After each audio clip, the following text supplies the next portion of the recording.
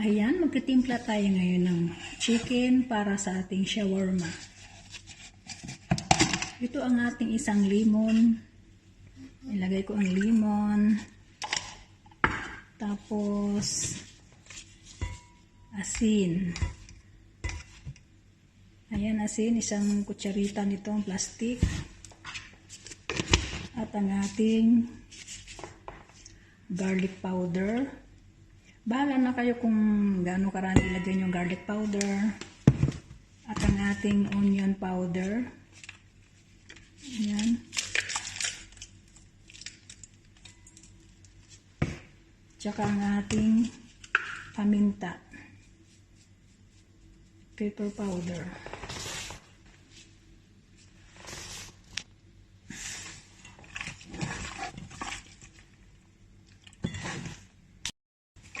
Ayan, ang ating manok, tinimpla na natin. Ito ay ating para sa ating shawarma.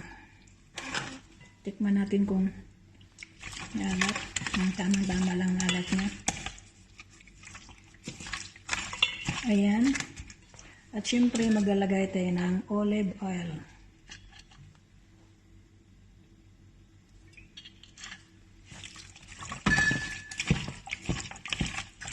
At hayaan natin ito ng mga 10 minuto, babad na natin bago natin iluto. Ayan, ilang natin ang kawali, sindihan natin. Ayan, at maglagay tayo ng olive oil. Ayan ang ating olive oil.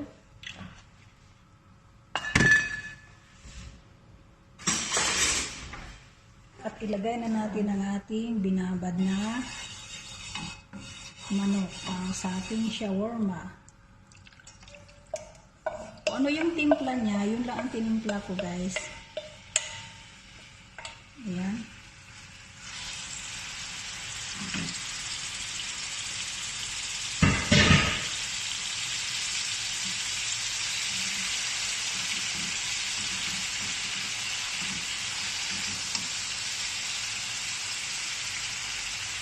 Parang ipa-fried lang natin siya hanggang sa matuyo yung pinakakakas na. Itong pala ang ating tortilla. Ayan. At gagawa tayo ngayon ng ating sauce sa ating shawarma. Mayonnaise lang at saka ketchup ang gamit ko. Kasi ayaw ng mga bata yung iba-ibang mga yan, mix lang.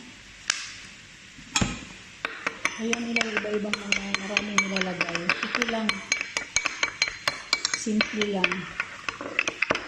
Ayan.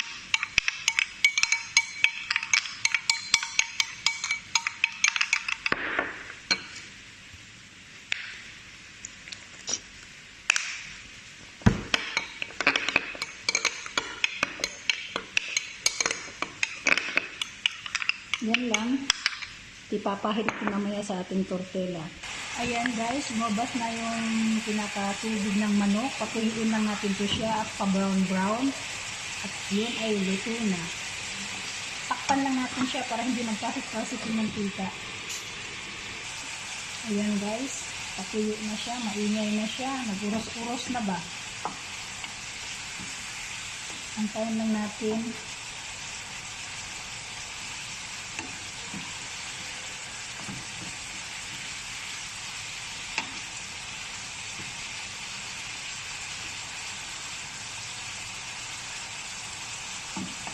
Tayo lang natin matuyo.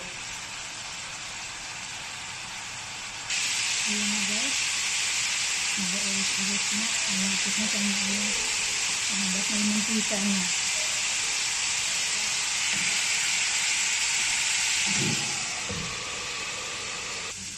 Ayan na ito guys.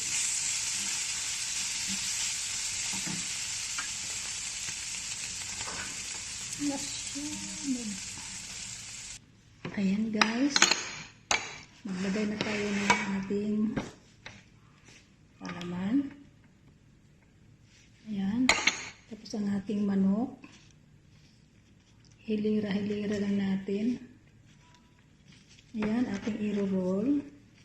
Mayroon na tayong shawarma. At mamaya at atin itong ipatoast natin ito. Mamaya. Ganyan lang guys. Kuha tayo ulit ng isa. Yan, ano natin ang ketchup mayonnaise ang ating dressing. Yan. Try nyo to guys sa bahay. Simple lang siya pero masarap naman. Ayan. Ganun lang. Ito na siyang tutoast mamaya. Buha pa tayo ulit. Ketchup mayonnaise lang. Makagawa na tayo ng simpleng shawarma. Tsaka yung timpla ng manok.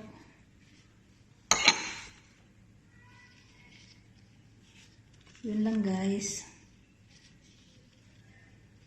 Kasi pag bumili ka ng shawarma sa labas, mahal. Tsaka ayaw na mga alaga ko yung yung maraming nilalagay ng mga dahon-dahon. Ayaw nila. Pinagtatapon nila yun. Kahit nilalagyan mo ng litos, ng parsley, ayaw nila. Pinagtatapon. Ayan lang ang ating simpleng shawarma, ang ating homemade shawarma. Ayan, hindi mo na kailangan bumili sa labas. Pag alam mo itong timpla na ito, simple lang ang timpla. Limon lang, asin, paminta, paprika, onion powder, garlic powder, yun lang. Ketchup mayonnaise.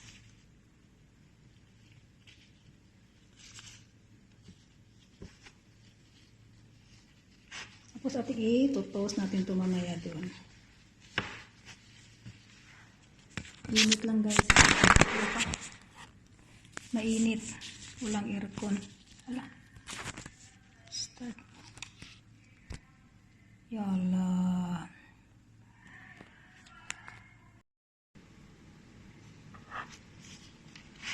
Ayan.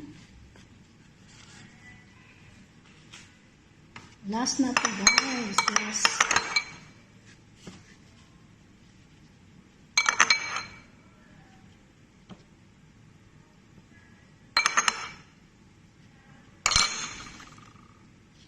Last na to. Ayan.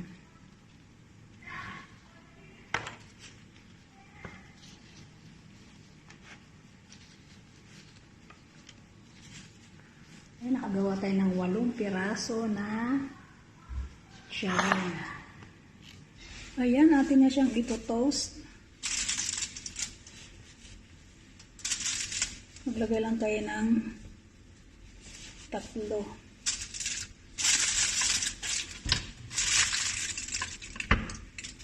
Ayan, wait lang tayo.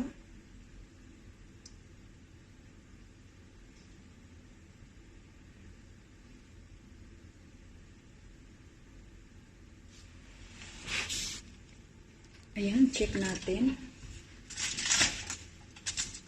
Ayan, brown na siya guys. Baliktaran lang natin ng kaunti. Sa side naman, sa kabilang side.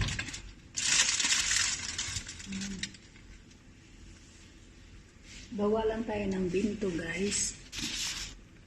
Ayan guys, check na natin. Ayan, okay na siya. Ayan. Shawarma na tayo.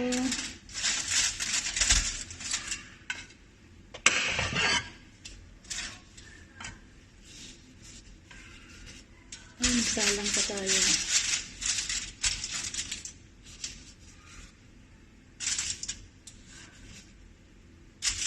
Ayan.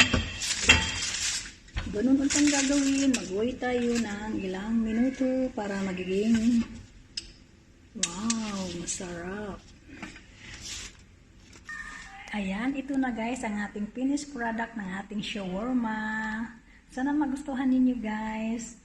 ang simpleng shawarma sa ating kusina. Ayan, huwag kalimutan mag-subscribe sa aking channel at mag-share, mag-thumbs up at mag-comment. Ayan, bye!